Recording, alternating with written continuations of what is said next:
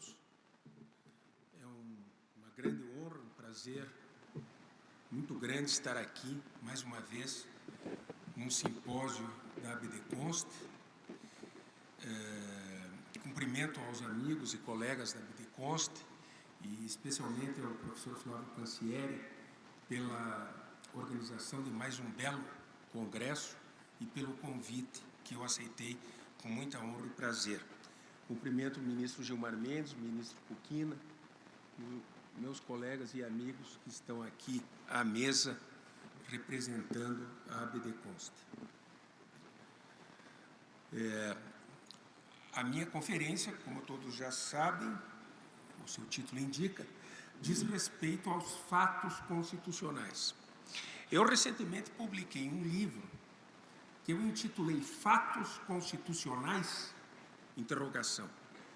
A descoberta de uma outra realidade do processo.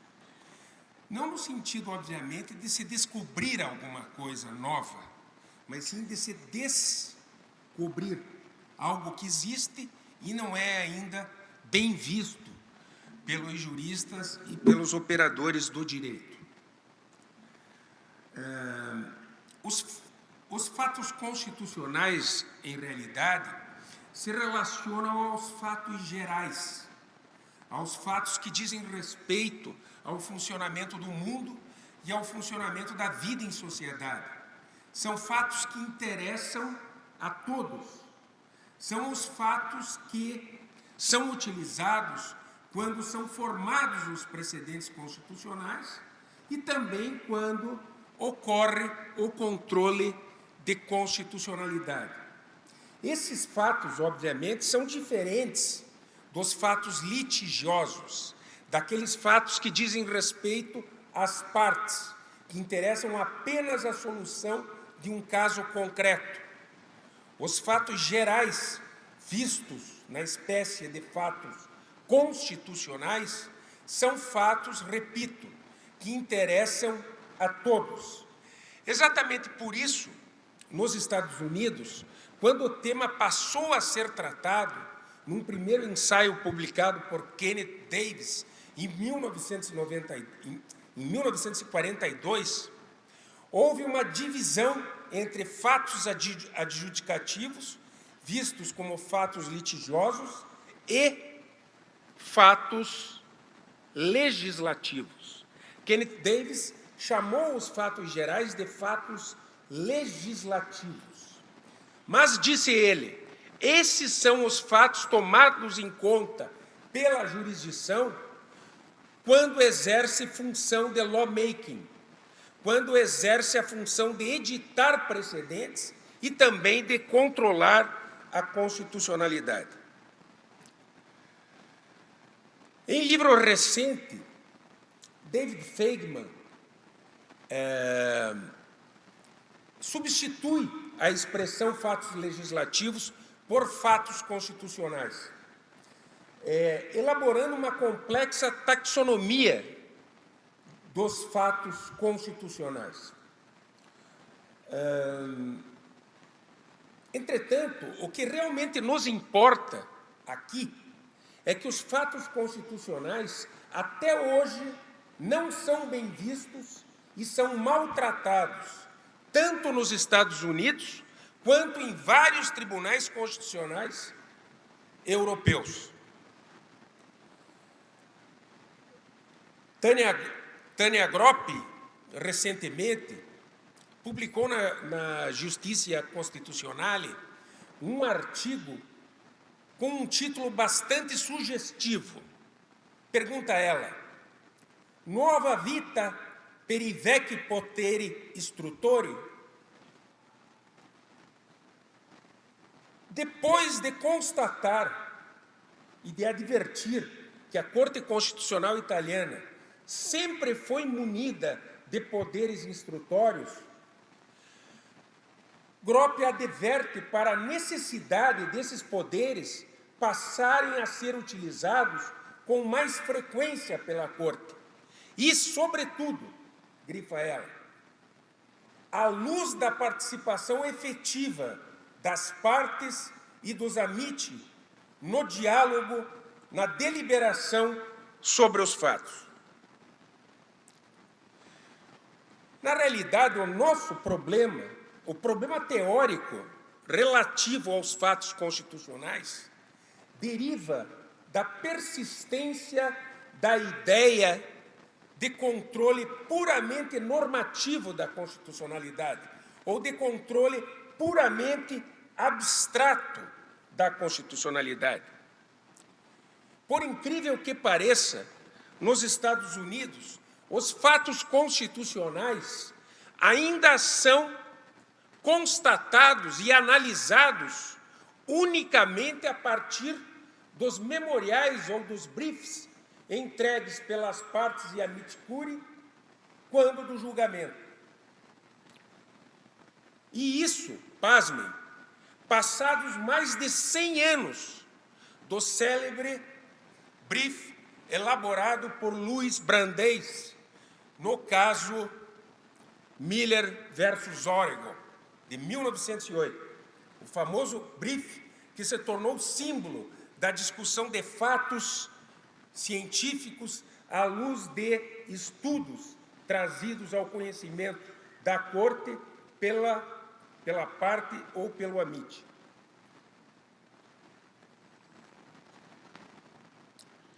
Entretanto, é realmente difícil imaginar a razão pela qual a Corte se submete diretamente ao auxílio dos amite, ou se submete, pior, aos estudos e às pesquisas científicas apresentadas pelos amite. Se poderia imaginar que isso deriva da ingenuidade de se supor que os amite realmente são apenas amigos da Corte, quando você sabe que hoje eles fazem parte da disputa constitucional, representando uma determinada parcela da sociedade, um grupo.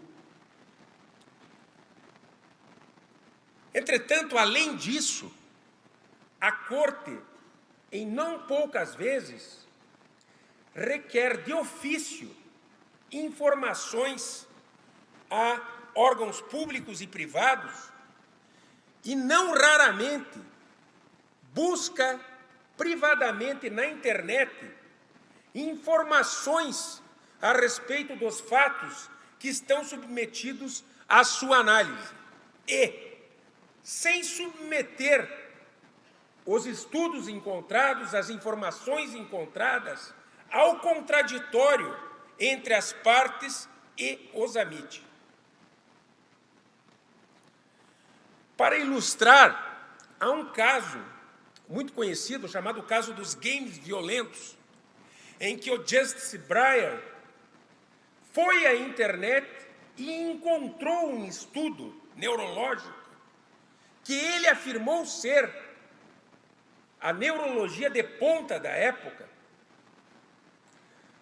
para ilustrar que os games violentos trazem consequências psicológicas e neurológicas prejudiciais, especialmente às crianças. Esse estudo, na verdade, conduziu à opinião majoritária proferida no caso.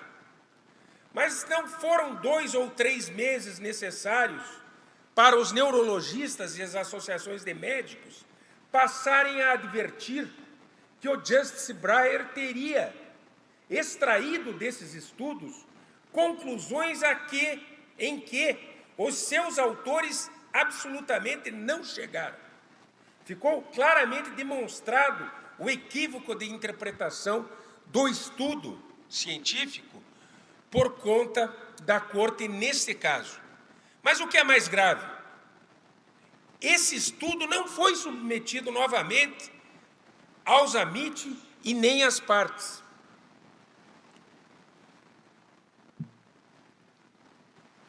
É realmente curioso. É realmente curioso porque o encontro da verdade sempre está na dependência da participação em contraditório. A doutrina americana, portanto, procura uma resposta para isso. E diz: Na verdade, quando a corte se apoia em estudos que encontra isoladamente, a corte não está preocupada com o esclarecimento dos fatos ou com a descoberta da realidade. Está, sim, preocupada em sustentar juízos normativos a respeito da realidade empírica. Essa é a crítica que, por exemplo, Alison Larsen faz a determinados julgamentos da corte, aludindo àquilo que tem sido chamado nos Estados Unidos de in-house fact-finding, ou seja, da descoberta dos fatos no interior da corte, sem discussão e sem participação dos representantes dos grupos e, inclusive, das partes. David Feigman, autor de Constitutional Fictions, diz que um estudo de Dworkin, de 1977, colaborou para a confusão. Nesse estudo, em que Dworkin trata das consequências da incerteza sobre o direito constitucional, afirma-se,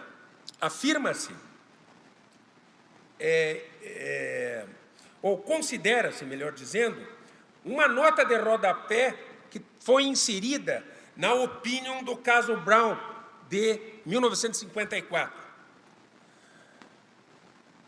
Nessa opinion são referidos vários estudos científicos que demonstram que as crianças negras sofreram e sofrem, e podem sofrer, melhor dizendo, prejuízos psicológicos com a segregação racial nas escolas. Entretanto, ao tratar, então, dessa consequência e deste ponto em específico, Dworkin diz que, na realidade, esta nota de rodapé, assim como os estudos nela referidos, seriam absolutamente desnecessários. Seriam desnecessários exatamente porque, deu ele o exemplo, assim como todos sabem que um resfriado causa espirros, todos sabem que a segregação racial traz prejuízos psicológicos às pessoas e constitui um insulto à comunidade negra. Dworkin, então, finaliza dizendo: esse é um fato conhecido por todos nós. Ele não necessita de prova. Ele é um fato interpretativo. Está aí criado o embrião do conceito de fato interpretativo. O conceito de fato interpretativo é que, mais tarde, gera problemas sérios quando a doutrina tem que se deparar com os fatos constitucionais, com a realidade empírica.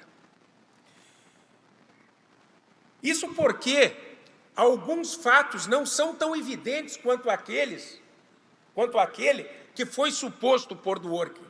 Alguns fatos são complexos, alguns fatos gerais, alguns fatos científicos são altamente complexos.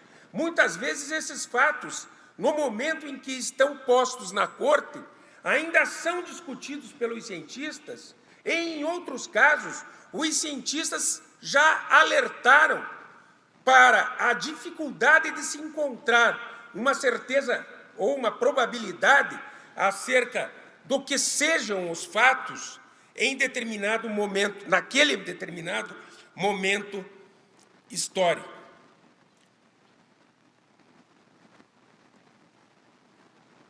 Tanto é assim que, no caso dos games violentos, a leitura, a simples leitura, em detrimento da deliberação adequada sobre os fatos em contraditório, gerou uma decisão que cometeu um equívoco.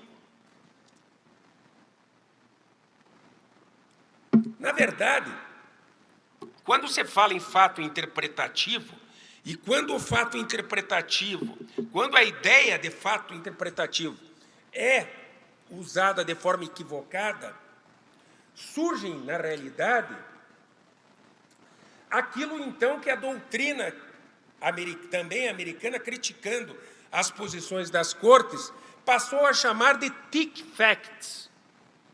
Thick facts, segundo Suzanne Goldberg, seriam os fatos que, na verdade, revelam juízos normativos, juízos morais a respeito de realidades empíricas. Goldberg adverte que não são poucos os casos em que a Corte chega a uma decisão constitucional a respeito da capacidade de determinadas minorias para o encontro de um determinado resultado, a partir daquilo que o juiz pensa ser comum às pessoas ou ter sido compartilhado pela quase generalidade da comunidade científica. Mas são suposições, são convicções pessoais ou são convicções pessoais acerca daquilo que se passa na comunidade científica ou em uma determinada realidade setorizada. Isso gera, em não poucos casos, decisões que são gravemente afetadas por preconceitos morais. Ora, para se evitar que a realidade seja confundida com juízo moral ou com juízo normativo acerca da realidade, é preciso ter em conta o que Peter Haberle falou quando tratou dos problemas da verdade no Estado constitucional. Haberle deixou claro que a Corte tem razão para buscar a verdade do Estado constitucional. Tem motivos para buscar, a expressão é buscar a verdade do Estado constitucional. Disse ele, entretanto, que para tanto são imprescindíveis procedimentos adequados, procedimentos que permitam que os fatos importantes, relevantes, sejam apontados pelos amites, que permitam que esses fatos sejam devidamente elucidados através de meios probatórios indicados pelos amites, que os amites possam participar da produção da prova e que também possam, sobre o resultado da prova, falar e ver esse resultado refletido, ao final, na justificativa da Corte. Esta seria a ideia de procedimento adequado, o procedimento composto pela possibilidade de alegar, de requerer prova, de participar da prova, de falar sobre a prova e de ver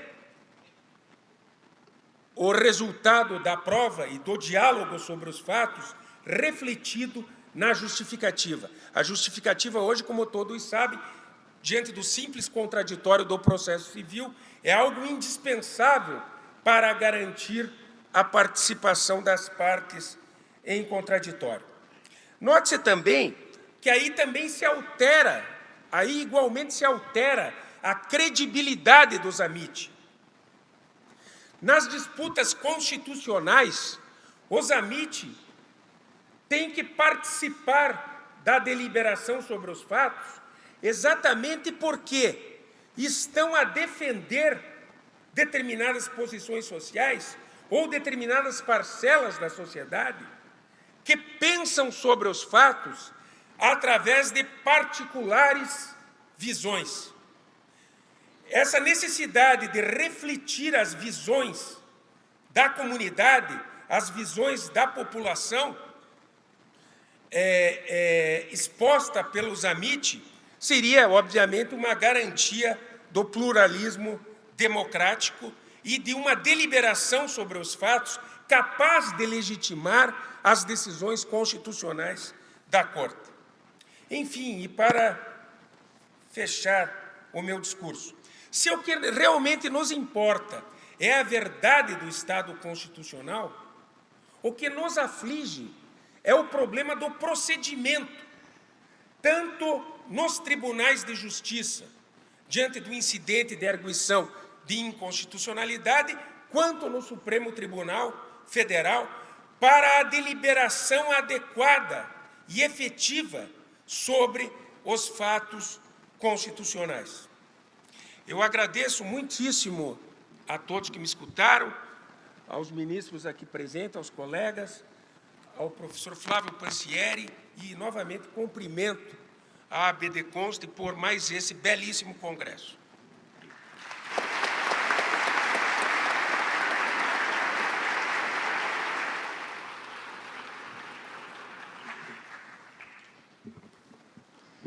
Boa tarde a todos.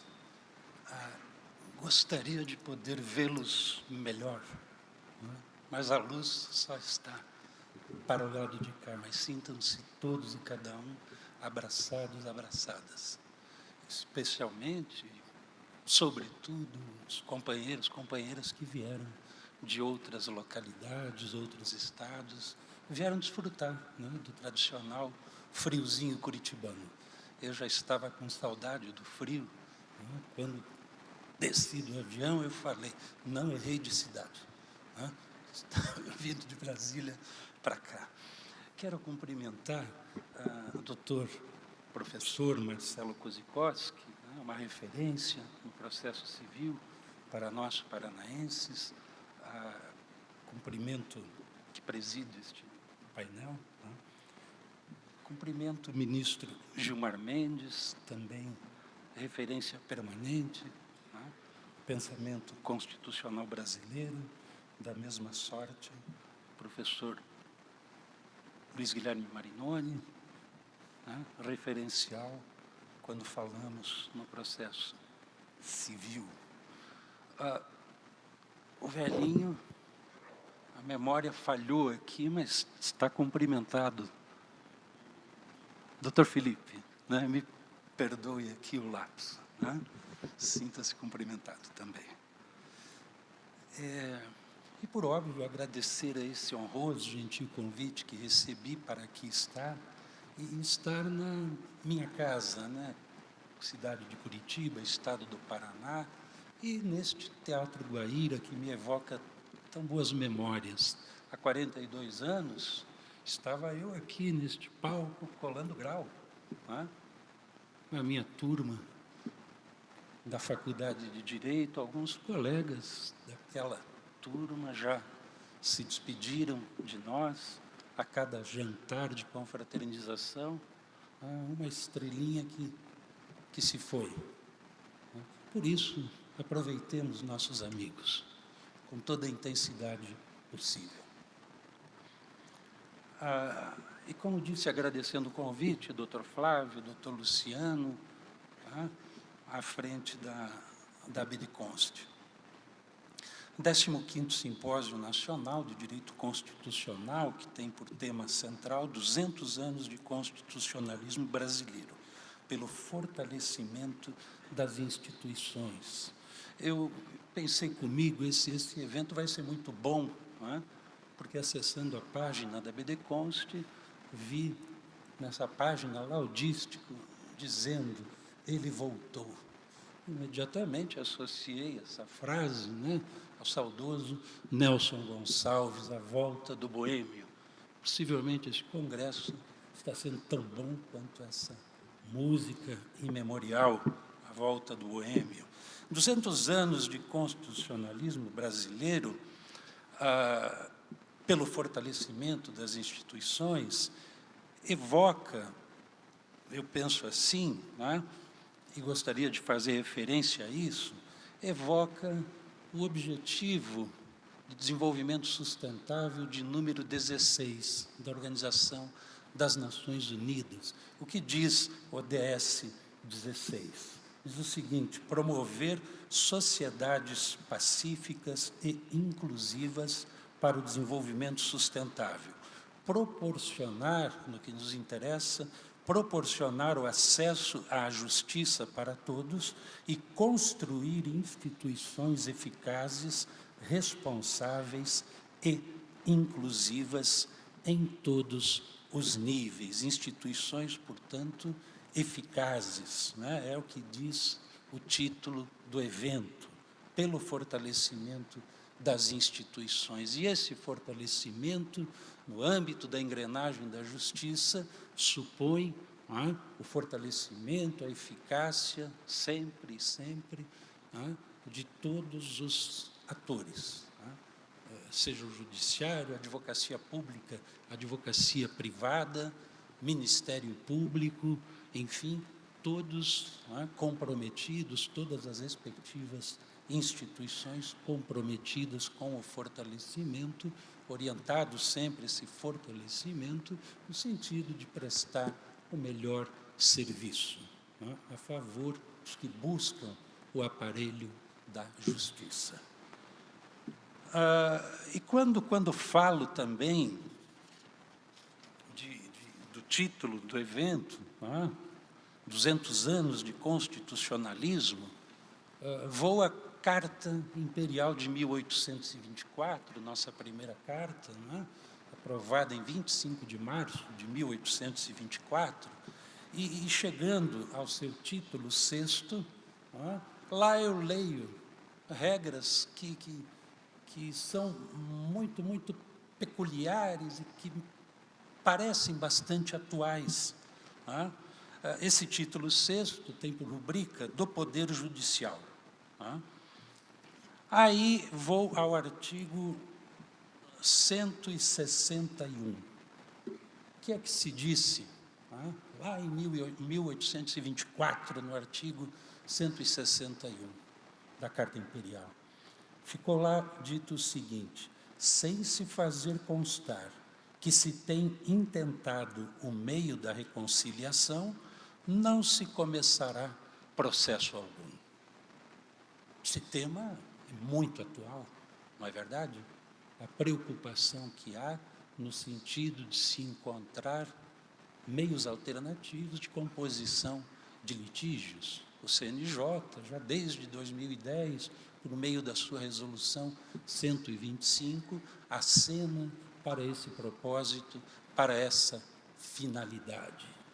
A significar o reconhecimento de que o sistema tradicional de justiça, a jurisdição, o juiz atuando em modo substitutivo, esse sistema, esse modelo, não tem dado conta satisfatoriamente de toda a demanda a ele dirigida. É importante, sim, que se valorize a busca de meios alternativos, esse chamado modelo multiportas.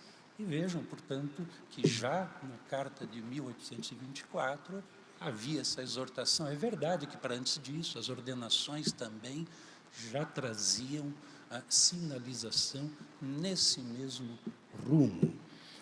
E é nessa mesma Carta de 1824, vejam como são as coisas. Eu vou para o artigo imediatamente anterior, o 160. O que é que se dizia lá? Nas causas cíveis, nas penais, poderão as partes nomear juízes árbitros. Suas sentenças serão executadas sem recurso, se assim o convencionarem as mesmas partes. Portanto, a arbitragem, que parece algo concebido tão recentemente, já estava demarcada na Carta de 1824, e quando se falou na necessidade da prévia tentativa de acordo antes de se intentar uma ação judicial, o artigo 162 da mesma Constituição dizia o seguinte: para esse fim de conciliar, haverá juízes de paz, os quais serão eleitos pelo mesmo tempo e maneira porque se elegem os vereadores das câmaras. Suas atribuições e distritos serão regulados por lei.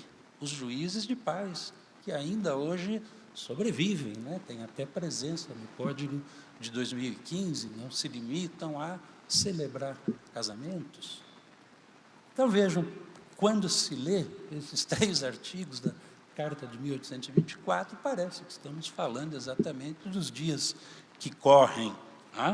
Então, é muito oportuno falar-se nesses 200 anos de constitucionalismo. Eu trouxe aqui, a título de debate, né, de sugestão de conversa, o seguinte: regime de precedentes obrigatórios e a segurança jurídica no exercício da atividade jurisdicional.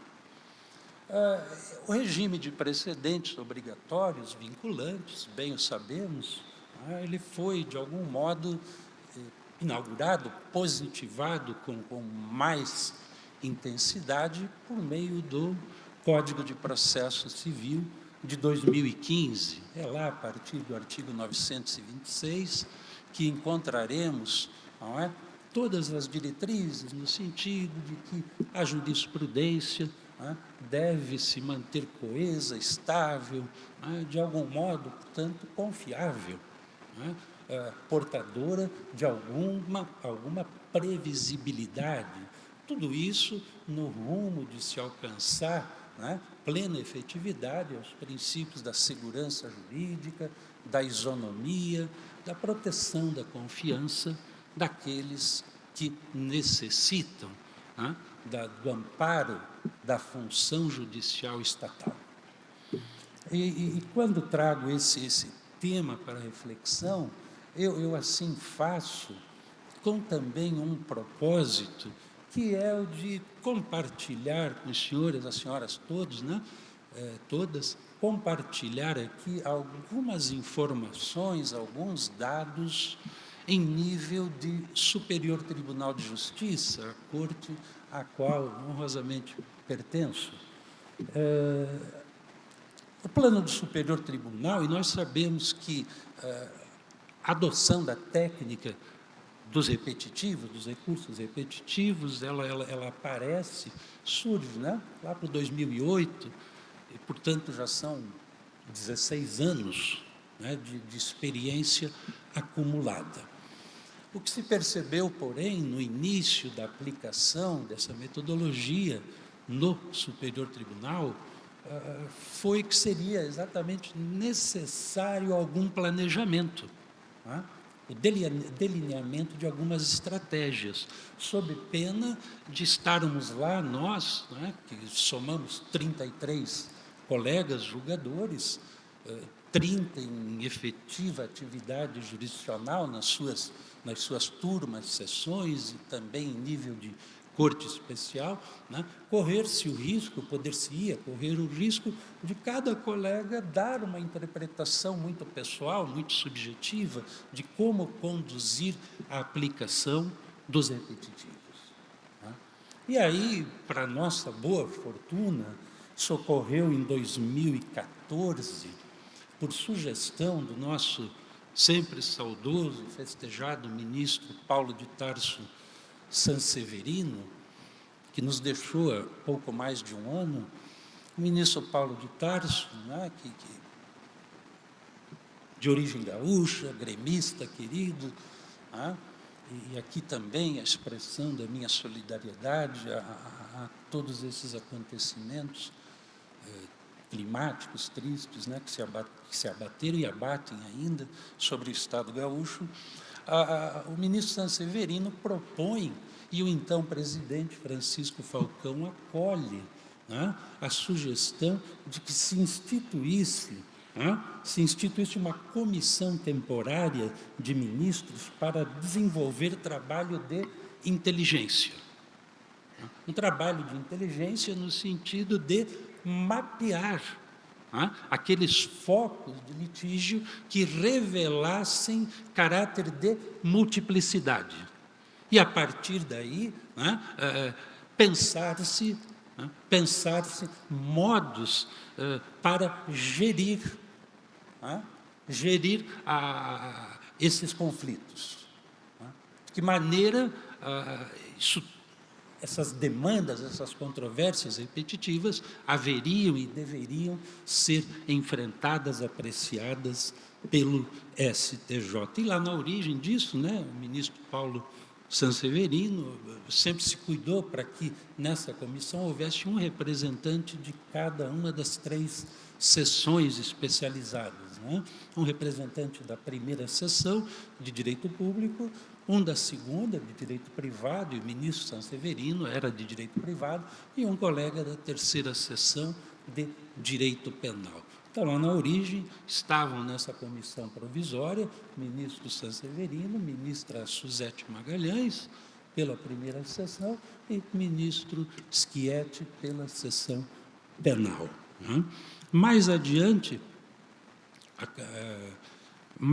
o que é que sucede? Sucede que o próprio CNJ, de algum modo inspirado na iniciativa do STJ, do Superior Tribunal, o STJ, em 2016, por meio da Resolução 235, edita um normativo exatamente no sentido de que em todos os tribunais do país, tribunais de justiça e tribunais regionais federais, houvesse também implantada uma comissão gestora de precedentes.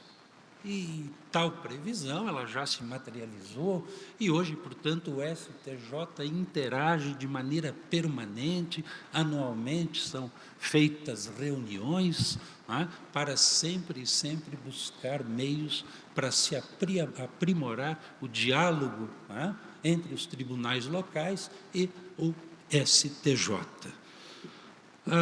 Hoje, essa comissão gestora de precedentes, ela trabalha simultaneamente com o que se chama Núcleo de Gerenciamento de Precedentes, e também de ações coletivas. Portanto, são 2 espaços dentro do STJ que se ocupam de cuidar de aspectos ligados aos repetitivos. E como disse, é muito importante dar-se atenção diferenciada para esse foco.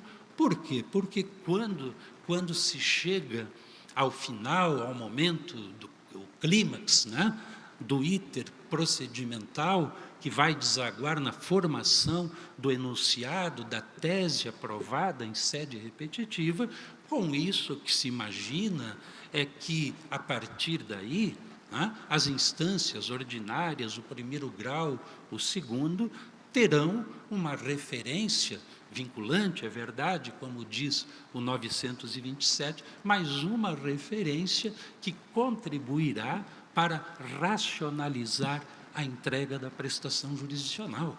Racionalizar de modo, sobretudo, a tratar, portanto, de maneira isonômica aqueles interessados, aquelas partes que se encontrem na mesma situação fático-jurídica, sobretudo jurídica, prevista e deliberada por meio do enunciado repetitivo.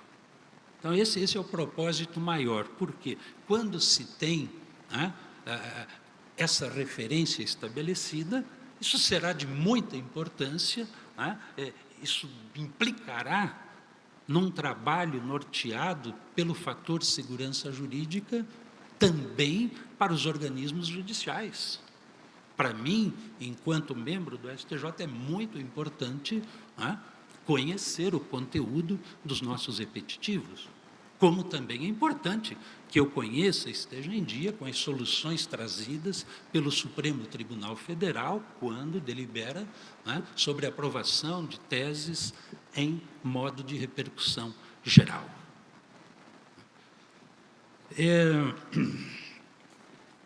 Trago aqui alguns dados para demonstrar que, efetivamente, essa técnica do recurso repetitivo, ela já está trazendo benefícios de ordem prática. Como eu disse, quando há aprovação de uma tese de repetitivo, o que se quer, em primeiro lugar, vai se dizer, mas o STJ está pensando só nele, ele não quer mais que o mesmo tema vá até Brasília. Claro, é uma primeira consequência. As coisas devem ser resolvidas dali por diante, em relação aos feitos que já tramitam, devem ser resolvidas nas instâncias ordinárias. E mais que isso, o que se espera, acima de tudo, é que esses enunciados sirvam como normas de incentivo à não propositura de ações judiciais. As partes sabedoras de qual é a posição adotada sobre um determinado tema jurídico pelo STJ, mesmo também pelo Supremo, as partes sequer, é o que imaginamos, sequer se animarão, bem orientadas por seus advogados, sequer se animarão a ingressar na via judicial. Em boa verdade, esse é o primeiro plano de todos, né? Evitar a propositura de ações.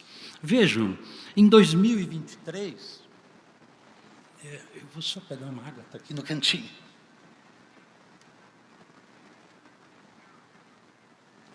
Em 2023, o STJ recebeu 64.635 recursos especiais distribuídos e 271.092 agravos em recurso especial.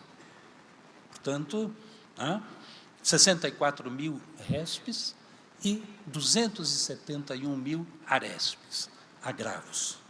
Portanto, os RESPs significaram 14% dos processos que recebemos em distribuição.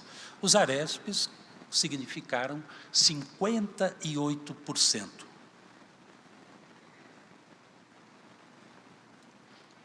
Vê-se, portanto, que é uma tarefa difícil, né, fazer com que um recurso suba de modo direto para o STJ, e o mesmo fenômeno acontece em relação ao Supremo.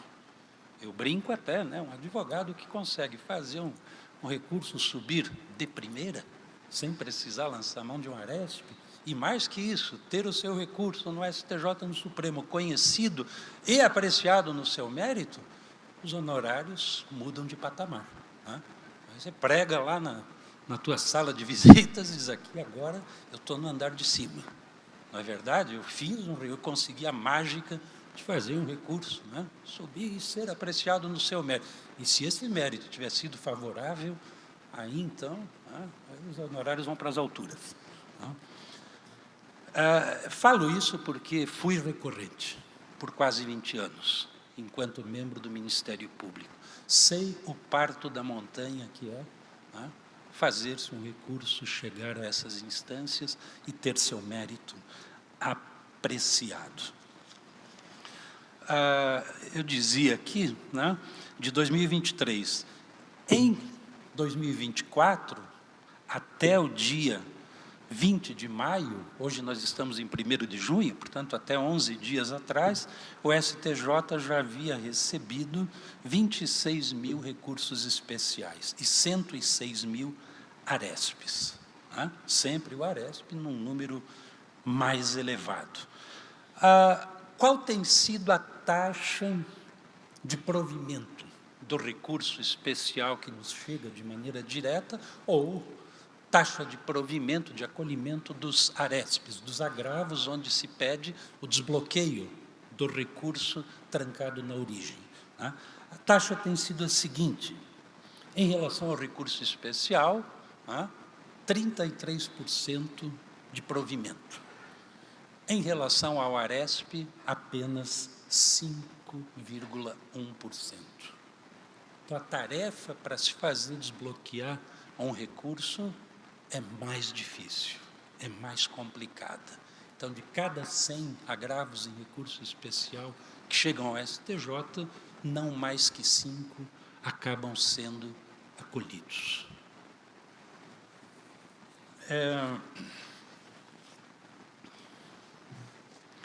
Trago aqui rapidamente um quadro, também atualizado até 21 de maio, para dizer o seguinte, que o STJ, desde 2008, quando se começou a afetar recursos em modo repetitivo até portanto, 21 de maio, né, temos um total de 1.256 temas afetados ao longo desses 16 anos. 1.256. A Corte Especial, que é composta pelos 15 ministros mais antigos, afetou 119 assuntos e julgou, até agora, 99. 20 aguardam deliberação final. A nossa primeira sessão, é a sessão que eu integro, né, pertenço à primeira turma, a primeira sessão foi até hoje a que mais afetou. Afetou 702 temas.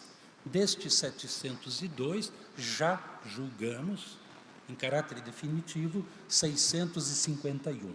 Aguardam julgamento 51. A segunda sessão de direito privado afetou até hoje 277 assuntos. Foram julgados 265, pendem de resultado final 12, uma dúzia. A terceira sessão, que é de direito penal, afetou até hoje 158 casos. Julgou 133 e pendem de apreciação final 25. Portanto, a primeira sessão ela está ocupando a primeira colocação em termos de afetação, número de afetação, e isso vai ter uma consequência, né, que veremos já em seguida para finalizar, como o meu tempo, né, que está finalizando.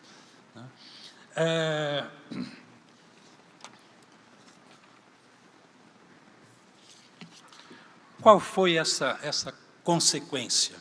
Vejam, tomando aqui por ano de partida, o ano de 2014, em 2014, 41% dos temas afetados foram afetados pela primeira sessão de direito público, 37% por direito privado e 21% pela sessão de direito penal. Hoje, em 2024, 23, perdão, estou falando aqui, desfaçam o que disse por último. O que eu quis dizer é que em 2014, 41% dos processos que chegavam ao STJ eram distribuídos para a nossa primeira sessão de direito público. Era, portanto, a que mais recebia recursos especiais e agravos em recurso especial. Direito privado vinha em segundo lugar, com 37%, e penal, 21%. Hoje, em 2024, estamos em maio, junho, 2024, nós recebemos, da massa total de processos que vão ao STJ, recebemos 23%. Direito privado recebe quase 40% e penal 36%. O que é que significa isso? Significa que, como ao longo dos anos nós fomos quem mais produziu enunciados repetitivos que passaram a ser aplicados nas instâncias ordinárias, progressivamente diminuiu a subida de recursos para a nossa primeira sessão. E com isso alcançou-se, pelo menos em tese, a pacificação nas instâncias ordinárias com mais rapidez, atendendo-se o primado da duração razoável do processo e aplicação de enunciados que se traduzem, portanto, em segurança jurídica para o órgão judicial, para a parte. Desse modo, imagino, esteja a técnica, os precedentes vinculantes, em modo repetitivo, esteja essa técnica se traduzindo hoje já em números vantajosos, diminuição da litigiosidade, diminuição, portanto, da taxa de congestionamento. Isso que deve ser sempre o propósito maior, do dia a dia do trabalho jurisdicional. Eu agradeço, pedindo escusas, pelo excedimento, aqui deixei de observar a duração razoável da fala. Mas, como digo, ex-promotor público que fui por 28 anos, aprendi muito cedo, né? Sempre digo nos eventos, nunca dê a palavra a um promotor, você não sabe quando ele vai devolver. Né? Eu tenho sempre isso comigo. Né? Agradeço, parabéns a todos que se encontram nessa audiência, tomara que estejam e levem daqui, né, bons resultados, que todos saiamos daqui melhores do que quando chegamos. Até uma próxima.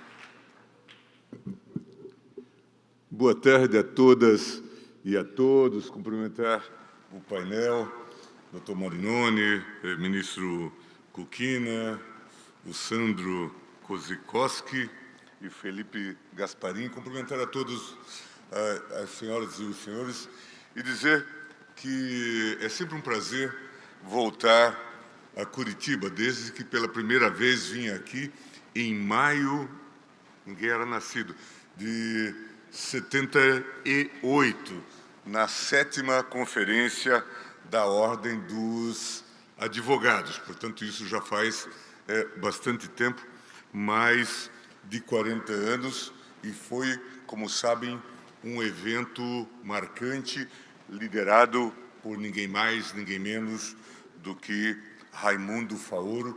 Ali teve uma série de subsídios, o pedido do retorno do habeas corpus, que depois as tais 10 medidas aqui tentaram impedir, também nascidas em Curitiba, e também a anistia no Brasil. Foi o marco daquela célebre conferência de 78. Bem, proposta sobre desafios do processo civil e jurisdição constitucional me leva a perguntar: qual é a missão da jurisdição constitucional? Certamente, os senhores responderão facilmente: a proteção da Constituição, claro. A defesa do seu núcleo essencial, direitos fundamentais. E, por que não dizê-lo, isso tem sido enfatizado de maneira bastante ampla, a proteção, em última ratio, da democracia. Esse é o desafio que se coloca para a jurisdição constitucional, que, infelizmente, não se resolve apenas com fórmulas abstratas. Nós vimos recentemente o episódio da Hungria, em que, dali para frente, a Corte, que era considerada um modelo nesse renascimento do constitucionalismo no leste europeu, desaparece em face do populismo forte e dá aquela ideia que também nós escutamos gritada aqui: Supremos somos nós. Nós quem? Nós que decidimos fazer isso. A democracia constitucional impõe limitações a todos. Lembrando o clássico Martin Crilly, no Estado de Direito não há soberanos. É isso que a democracia constitucional nos faz recordar. E é importante que nós tenhamos presentes isto. Eu poderia estar aqui falando aos senhores, talvez eu não estivesse aqui. Mas, muito provavelmente, vamos falar isso numa metáfora, eu poderia estar aqui lhes contando uma história de um atropelamento, como se fechou o Supremo Tribunal Federal do Brasil. Mas, felizmente, eu venho aqui para lhes contar uma outra história. Eu venho lhes contar como se evitou que se fechasse um Supremo Tribunal Federal. É disso que a gente vai falar.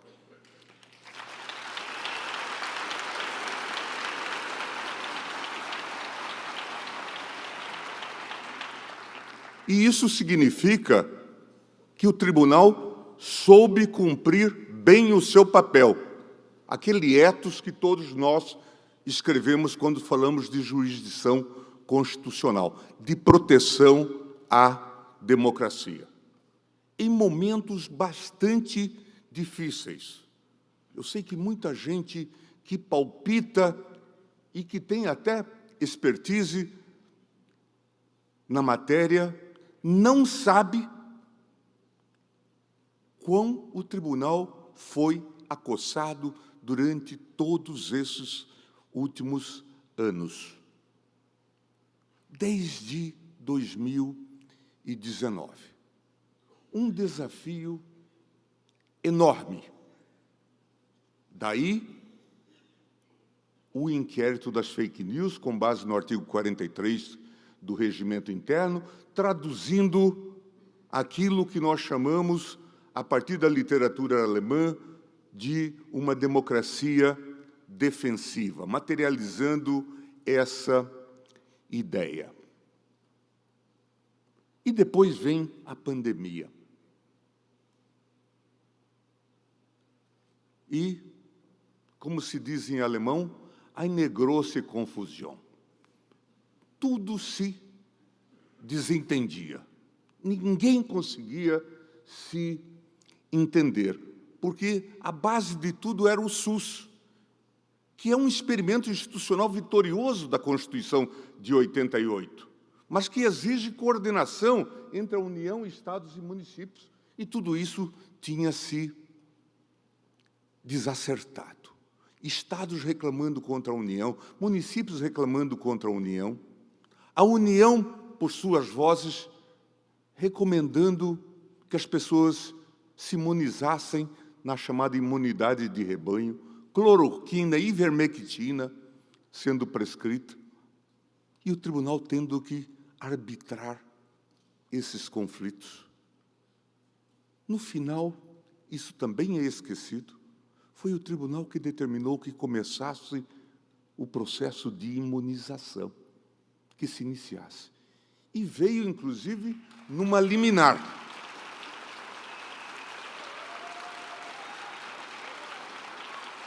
Veio numa liminar do ministro Lewandowski, que depois foi referendada no plenário. Resistência para comprar vacina quando as vacinas já eram disponíveis. E hoje ainda, de vez em quando, a gente escuta pessoas dizendo: o tribunal impediu o governo anterior de aplicar a sua política pública, turbou a liberdade do governo de exercer o seu mistério para o qual foi eleito.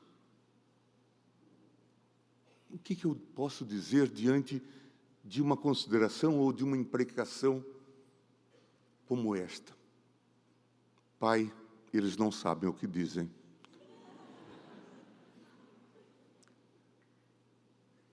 Qual era a política pública que se implementaria naquele contexto em que nós tínhamos como diretor da saúde, ministro da saúde, esse general que tornou amaldiçoada a palavra logística, um especialista de logística que era o Pazuello. Um quadro absolutamente complicado. Mas não foi só isso. O tribunal foi brutalmente assediado, ou as instituições foram assediadas, no contexto da sua preservação como instituição.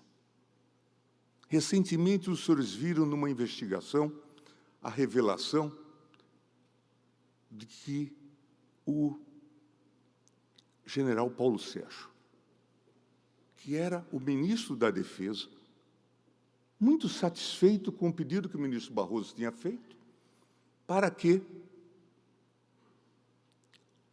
o Ministério da Defesa indicasse membros para aquela comissão, fatídica comissão, que fiscalizaria as urnas eletrônicas.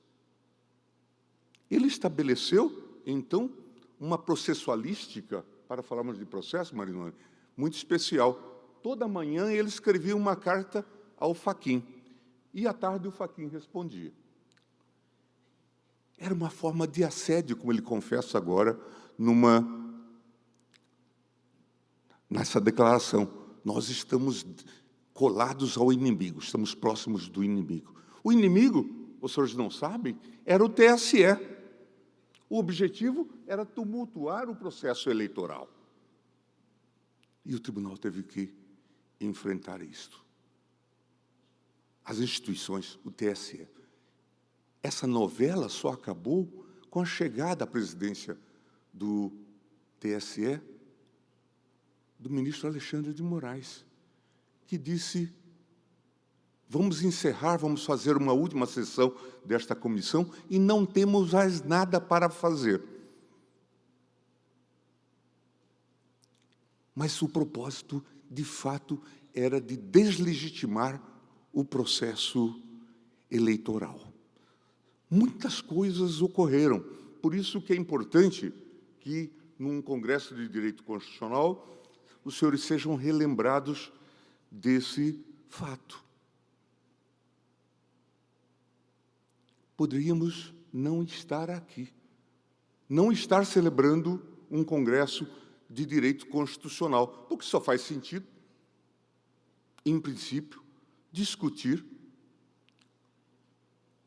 o tema da Constituição num ambiente de liberdade. Do contrário, estaríamos discutindo aqui, como se fez no passado, a libertação de presos políticos, a anistia ou coisas desse jaiz. E não digam que a gente está fazendo hipérbole. Não. Estivemos muito próximos de algo parecido com isto. E aí é muito curioso também como se veem as reações. Logo que se encerrou essa quadra, o tribunal passa a sofrer outro tipo de ataque. E se fala: vamos acabar com as decisões liminares. E se aprova uma emenda no Senado, vota-se sobre isso. Lembrem, liminares foram dadas monocráticas para mandar que se vacinasse. Liminares foram dadas monocráticas no Supremo para impedir que tramitasse uma medida provisória que mandava as telefônicas darem os endereços de todas as pessoas para o IBGE. Mas nós sabemos, considerando o que nós sabemos hoje, que não seria apenas para o IBGE. A pretexto de se fazer o censo naquele ano. Vejam os senhores a gravidade das coisas.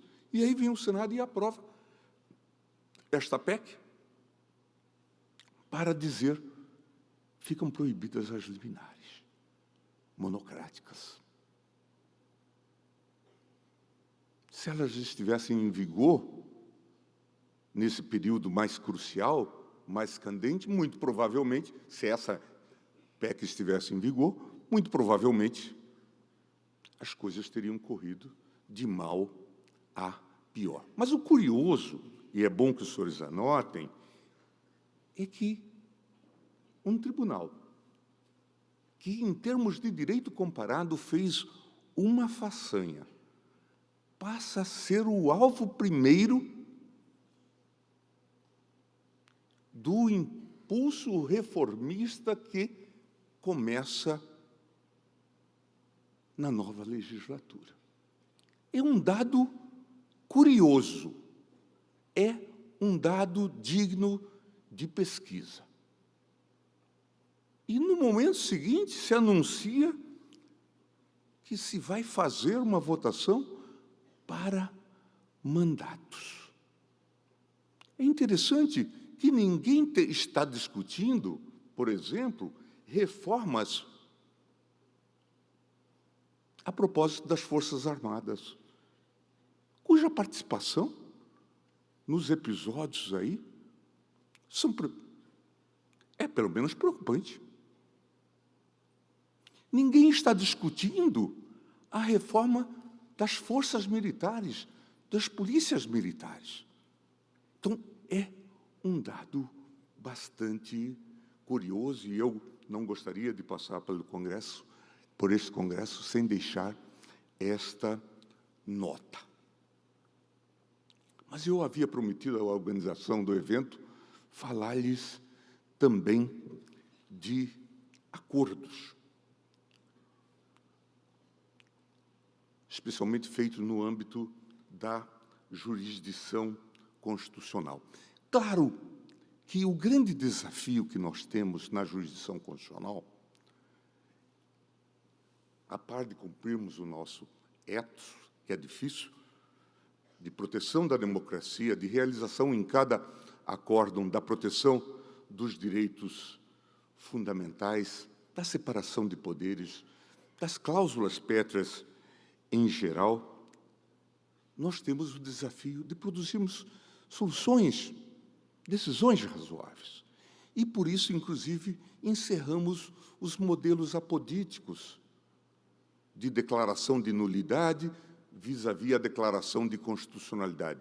E surgiram tipologias muito diferentes: apelo ao legislador, declaração de conformidade à Constituição, interpretação conforme, várias modalidades para tentar abranger esses fatos legislativos ou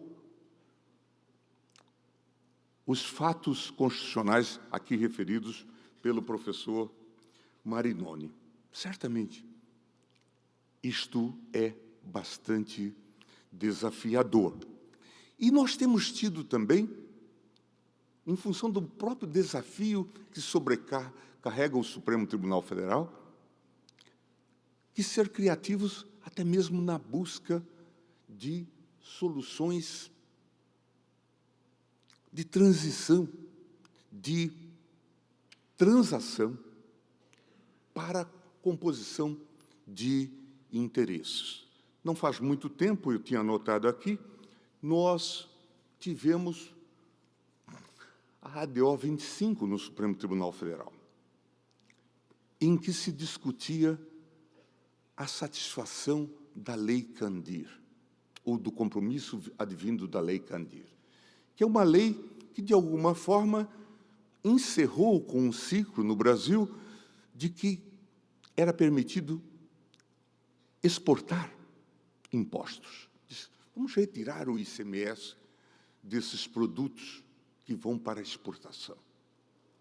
E vamos compensar os estados, especialmente dos produtos semi-elaborados ou não elaborados. Estamos exportando impostos também. Só que se prometia uma compensação que não veio, ou que não veio de maneira adequada. E, então, nesta ADO, depois de fazer um apelo ao Congresso Nacional, o Supremo construiu um acordo entre a União e os Estados para uma solução deste caso. E é um caso exitoso de acordo produzido no âmbito da jurisdição constitucional, superando uma omissão constitucional já histórica. Mas há um outro caso mais recente que tem a ver com esse estado de coisas que nós vivemos entre 2018 e 2022. Todos vão se lembrar a questão dos combustíveis, do preço dos combustíveis. De uma hora para outra, todos descobriram que os combustíveis estavam nas alturas. e se faz um acordo no âmbito do Congresso Nacional, com ajuda, com liderança do próprio governo, para dizer a causa do aumento dos combustíveis é a tributação do ICMS sobre os combustíveis. E estados mais ricos ou mais pobres no Brasil tinham um nicho de tributação. Vamos reduzir o preço dos combustíveis, reduzindo, por lei complementar, o ICMS.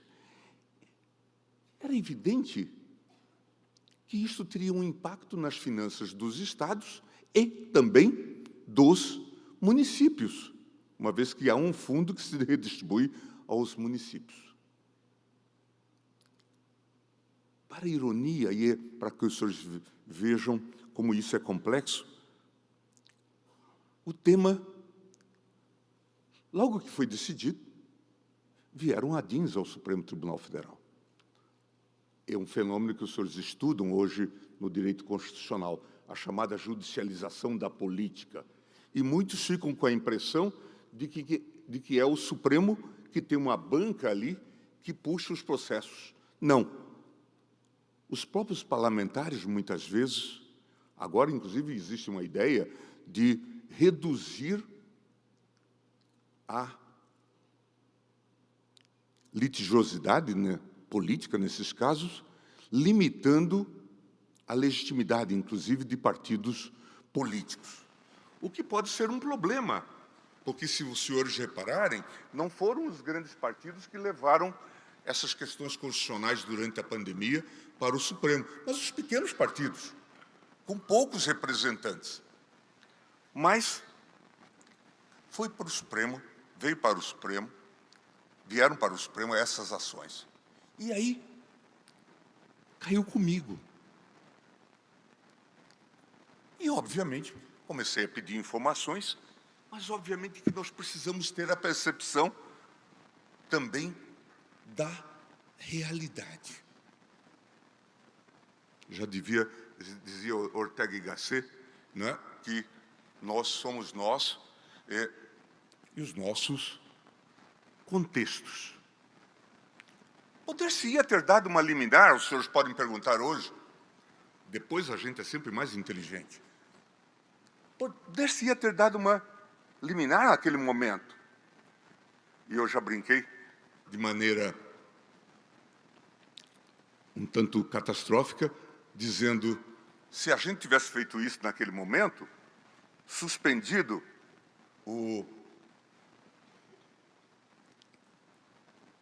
a lei complementar que reduzia o preço dos combustíveis nas bombas, muito provavelmente nós teríamos antecipado o 8 de janeiro.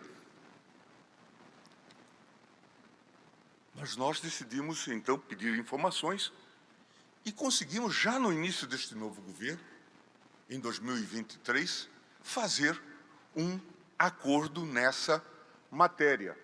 Um acordo extremamente bem sucedido, com alteração da disciplina na matéria, com votação de leis complementares no Congresso Nacional.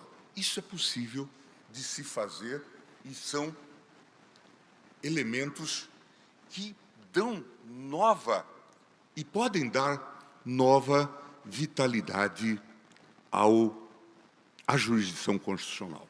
Mais recentemente, nós estamos discutindo um tema em repercussão geral, o tema delicado da judicialização da saúde. E estamos, então, tratando do chamado tema 1, 2, 3, 4, que envolve conflitos sobre responsabilidade pelo pagamento de medicamentos não incorporados, inclusive com conflitos acentuados entre a União e os Estados. E estamos tentando trabalhar numa solução acordada que envolva, eventualmente, a aprovação de projetos de leis e outros atos normativos e que leve a, pelo menos, uma solução que reduza a conflituosidade, que melhore o serviço público de saúde no que diz respeito ao fornecimento de medicamentos a partir de um entendimento amplo entre os 3 entes que compõem o SUS. Portanto, me parece que este é um campo que nós vamos poder fazer algum tipo de experimentalismo institucional e no próprio projeto de lei que foi encaminhado ao Congresso, que hoje tramita na Câmara dos Deputados sobre o processo constitucional, no artigo 55, Marinoni trabalhou nesta comissão, Lênio Streck também, nós trazemos essa ideia das convenções no âmbito da jurisdição constitucional. Eu encerro a minha fala dizendo da alegria de poder estar aqui mais uma vez no Abdeconste, neste Congresso de Direito Constitucional, de poder voltar a Curitiba em tempos normais. Mas isso se dá graças à luta de tantos que são defensores da democracia, e aqui acho que é digno de se destacar o papel desempenhado nesses momentos difíceis pelo Supremo Tribunal Federal. Muito obrigado.